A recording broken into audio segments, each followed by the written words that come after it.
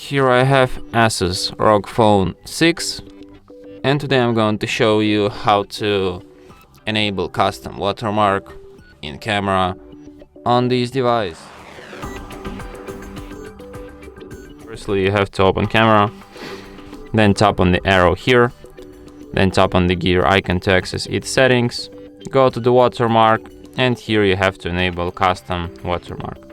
So here you can add your custom text. It could be like your name or surname or nickname, anything you want. So I'm just gonna use this nickname, and that's how you can enable only custom watermark. And after that, every photo you take will be marked with your custom sign, just like this one. And that's it. Thanks for watching.